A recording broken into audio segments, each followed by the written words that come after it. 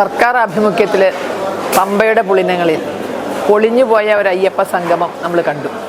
അതിൻ്റെ വെളിച്ചത്തിലാണ് ഇന്ന് ഭക്തജനങ്ങൾ അയ്യപ്പൻ കളിച്ചു വളർന്ന അയ്യപ്പൻ്റെ പാദപാംസുക്കൾ പതിഞ്ഞ പന്തളത്തിൽ നിന്നെത്തുന്നത്.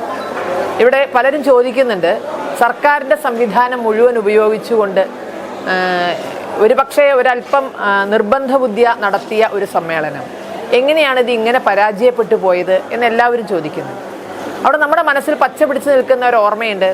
50 കോടി രൂപ ചെലവഴിച്ച് കുടുംബശ്രീക്കാരെയും അതുപോലെ തന്നെ തൊഴിലുറപ്പുകാരെയും മുഴുവൻ സർക്കാർ സംവിധാനങ്ങളെയും മുഴുവൻ വരച്ച വരയിൽ നിർത്തിക്കൊണ്ട് കെട്ടിയ നവോത്ഥാന മതിൽ നമുക്കൊക്കെ അറിയാം. ആ നവോത്ഥാന മതിൽ ഒരുപാട് സ്ഥലത്ത് മതിൽ പൊളിഞ്ഞു കിടന്നിരുന്നു എന്നുള്ളത് അന്ന് വ്യക്തമായ വീഡിയോകൾ സഹിതം നമ്മളൊക്കെ കണ്ടതാണ്.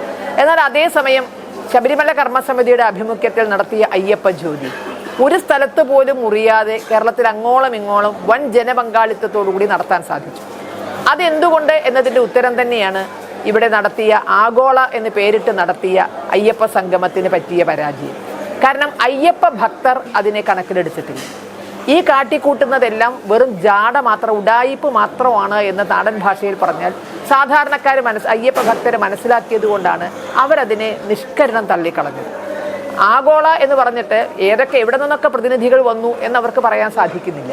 അവിടെ കൃത്യമായി അത് വീഡിയോ ചിത്രീകരിച്ചവർക്ക് മാത്രമല്ല, അവിടെ നിന്ന് എല്ലാവർക്കും അറിയാം അവിടെ ആരാണ് വന്നത്. പരിമിതമായ അതിഥികൾ മാത്രമാണ് അവിടെ എത്തിയത്. ബാക്കിയെല്ലാം ദേവസ്വം വകുപ്പിലെയും സർക്കാർ വകുപ്പിലെയും സർക്കാർ സംവിധാനങ്ങളുടെയും ഒക്കെ ആളുകൾ ഒഴിച്ചാൽ പരിമിതമായ അതിഥികൾ മാത്രമാണ് ആഗോള അയ്യപ്പ ഭക്ത സംഗമം എന്ന് പറഞ്ഞിട്ട് വന്നത്. കാരണം 2018 അയ്യപ്പ ഭക്തരെ കരയിച്ചത്, അയ്യപ്പ ഭക്തർക്ക് തീരാവേദനകൾ സമ്മാനിച്ചത്, അത് കമ്മ്യൂണിസ്റ്റ് ആകട്ടെ കോൺഗ്രസ് ആകട്ടെ ഒരു അയ്യപ്പ ഭക്തനും അത് ഒരു കാലത്ത് മറക്കാൻ സാധിക്കില്ല. ആ ഓർമ്മകൾ നിലനിൽക്കുമ്പോൾ അവരെത്ര തന്നെ പ്രായശ്ചിത്തം നടത്തിയാലും എത്ര തന്നെ ശരണം വിളിച്ചാലും അതൊന്നും സാധാരണക്കാരൻ്റെ മനസ്സിലേക്ക് ഏശില്ല. ഇത് സത്യം പറഞ്ഞാൽ ഈ തെരഞ്ഞെടുപ്പ് എടുത്ത സമയത്ത് പഞ്ചായത്ത് തെരഞ്ഞെടുപ്പിന് ഇനി മാസങ്ങൾ മാത്രമേ ഉള്ളൂ. അപ്പോൾ പഞ്ചായത്ത് തെരഞ്ഞെടുപ്പിന് ഫണ്ട് ഉണ്ടാക്കാനുള്ളൊരു വഴിയെന്നോ അതിനും അപ്പുറത്ത് തങ്ങളെ കൈയൊഴിഞ്ഞ ഹൈന്ദവ സമൂഹത്തിൻ്റെ വോട്ടുകൾ തിരിച്ചെത്തിക്കാനുള്ളൊരു ശ്രമം എന്ന നിലയ്ക്കൊക്കെ മാത്രമാണ് 7-8 കോടി രൂപ ചെലവഴിച്ചുകൊണ്ട് പമ്പയിൽ ഇങ്ങനെയൊരു മാമാങ്കം നടത്തിയത്. മറിച്ചൊന്ന് ആലോചിച്ച് നോക്കുക, ഈ കോടികൾ ചെലവഴിച്ചുകൊണ്ട് അവിടെ ഇനി വരുന്ന അയ്യപ്പ ഭക്തർക്ക് വിരിവെക്കാൻ പാകുന്ന വിധത്തിൽ സ്ഥിരമായൊരു പന്തലാണ് അവിടെ ഉണ്ടാക്കിയിരുന്നത് എങ്കിൽ അയ്യപ്പ ഭക്തർ അല്പമെങ്കിലും ഇവരെ വിശ്വസിക്കുമായിരുന്നു.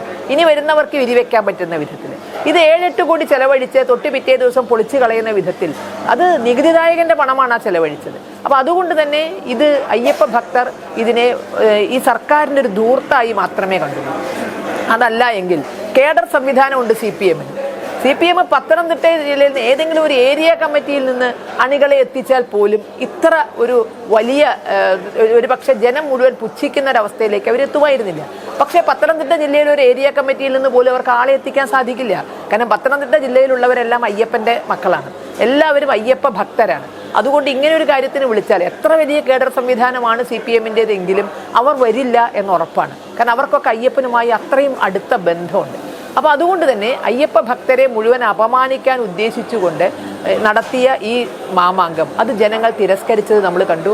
അവിടെ എന്തൊക്കെ തന്നെ ശബരിയുടെ കഥ പറഞ്ഞാലും ഭഗവത്ഗീതയിലെ ശ്ലോകങ്ങൾ ചൊല്ലിയാലും ഇവർ ഭഗവത്ഗീതയൊക്കെ ഇന്നലെകളിൽ പറഞ്ഞത് എന്താണ് എന്ന് സാധാരണക്കാരൻ്റെ മനസ്സിൽ നിൽക്കുന്നുണ്ട്. ജനങ്ങൾക്ക് അൽഷിമേഴ്സ് ഒന്നും പിടിച്ചിട്ടില്ല. ഈ ഭഗവത്ഗീതയൊക്കെ എത്രമാത്രം അപമാനിച്ചിട്ടുണ്ട് എന്ന് സാധാരണക്കാർക്കറിയാം.